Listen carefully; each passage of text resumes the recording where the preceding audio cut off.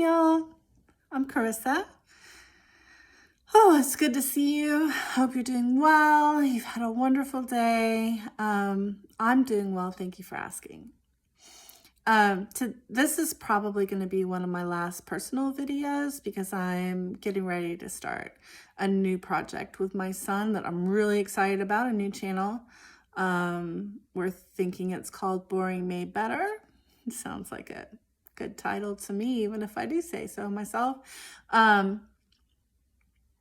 Okay, so there's something that I've been thinking a lot about, that I felt like it's important, really vitally important to talk about. And that is, we do not have to be victims of our diagnoses, or our mental illness, whatever it is. And honestly, this applies to pretty much everyone, because I think we can all agree that at least 99%, if not more, of the humans on this earth have some kind of mental illness, undiagnosed though it may be. But I'm specifically speaking to those who have a serious mental health issue, whether that's bipolar or anything from chronic depression, generalized anxiety disorder, PTSD, DID, any kind of dissociative disorder, borderline personality disorder, schizoaffective, schizophrenic. Yeah, there's a lot out there.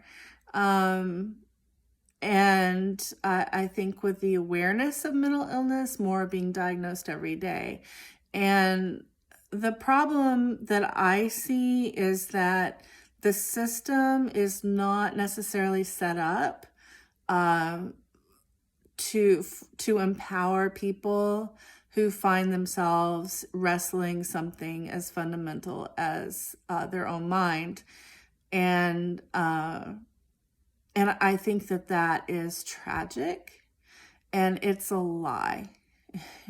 It's a lie. You do not have to be a victim to yourself, of yourself. You know what I mean? Prepositions. Anyway,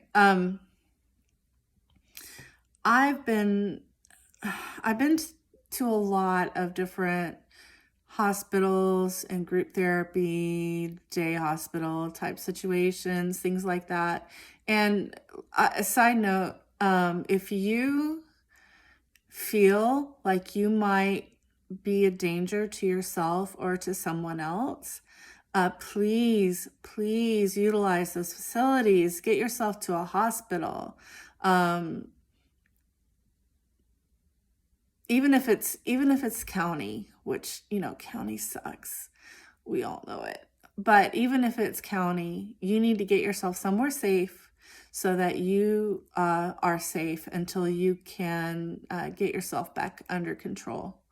Okay, that's it for that. So I've seen a lot of people, in a pretty serious space, and what I've noticed is that because the system is not set up, and even a lot of therapy, a lot of the way that therapy works is not set up for people to succeed, overcome, do more than survive, but actually thrive and have relationships and be able to manage on medication so that they can have happy lives rather than just surviving. Because I feel like I think that most of what I've seen is mostly people just surviving and sometimes drowning. And it doesn't have to be that way. I deal with severe depression a lot. And it's much worse if there's something going on, that would cause anyone to get a little depressed. And this week was one of those weeks. And a couple of days ago, I had a pretty tough time. And I was in that place again where I wished I didn't exist. It just hurt so much. Like, life was just so overwhelming. And there wasn't even anything particularly wrong. It was just, my brain was just not with me at that moment. And what I realized was that I've spent all these years in therapy, all these years serious about getting help, about working hard, learning everything I could about what I have, that I have multiple diagnoses, and figuring out how I can be of benefit to society instead of feeling like a drain all the time. And with all of that, I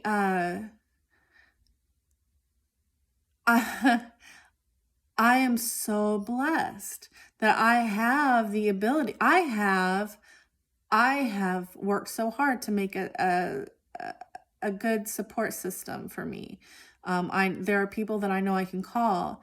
There are people that I know will take me to the hospital if I really needed it. I haven't been in a while, thank God, because I haven't hurt myself in a while, in many years, and it's all because I have that support group, support system,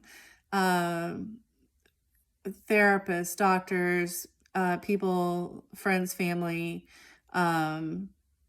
that if things just got so bad, that I can call, talk to. Plus, I have had to, it's taken a long time, and by that I mean several years, to get on the right mix of medications. Most people do not, if they have something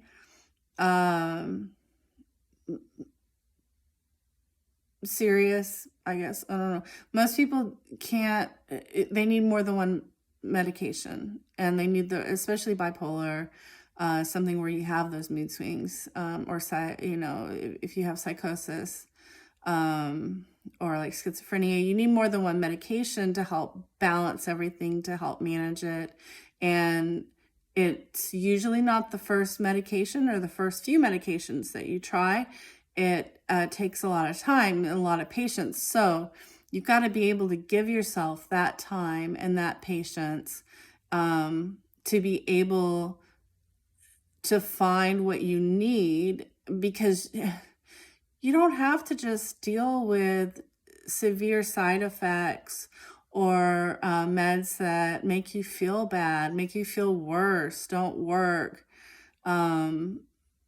Be your own advocate. You are your best advocate, because don't let a doctor, a psychiatrist or whatever, or your therapist tell you how you feel or what you think. You can be your own advocate. You know yourself. Don't doubt that. You can doubt everything else. You can doubt your perceptions about generally everything, but you know yourself, trust yourself, you can do this. So support system, so medications. I've also had a lot of therapy, dealing with, recognizing the lies that I tell myself and finding ways, to combat those lies. And that also, that takes practice. And again, that's something that you can talk all you want about your problems till you're blue in the face in therapy, but unless you practice those, most therapy, they will give you exercises to do. They will give you breathing exercises so that you can breathe your way through the hard stuff. They will give you, positive affirmations. And I know those are stupid. And I have a really hard time doing those. My self-esteem is as low as dirt. And doing those really, really is hard for me. But they do help. Practicing with being aware for me this is very important to me. Being aware of how of when my thinking has gone off the rails. You need people in your life, or at least someone, therapist or whatever, someone in your life that will be able to be objective with you and be able to tell you, hey, yeah, you're not sane right now. You are not thinking properly right now. And this is the problem. And then you have to put the work in to fix it. Again, it takes time. Okay. So I just want to say, though, that what I went through a couple of days ago, if it had happened back in my teens or 20s, I probably would have attempted suicide. It was pretty bad. But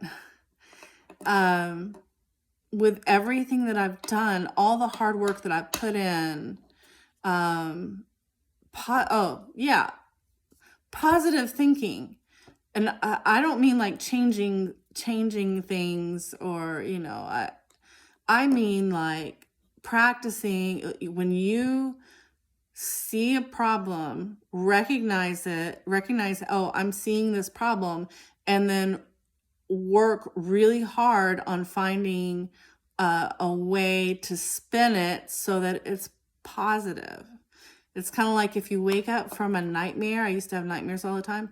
I would wake up from a nightmare and then I would finish it with it ending well.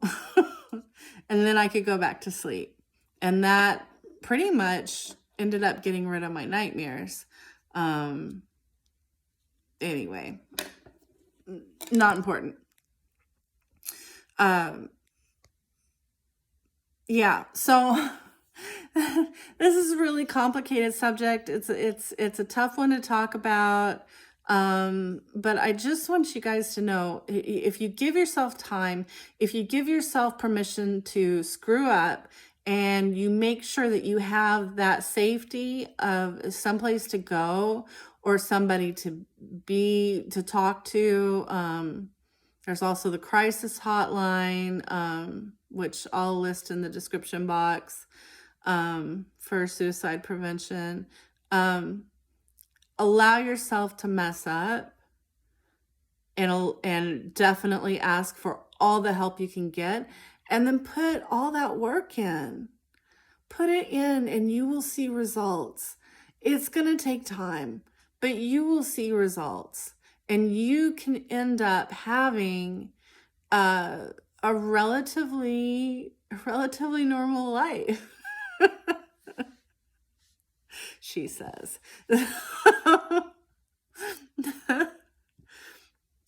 And make a positive difference on the world. You do not have to be a victim to your darkness. Thanks for listening.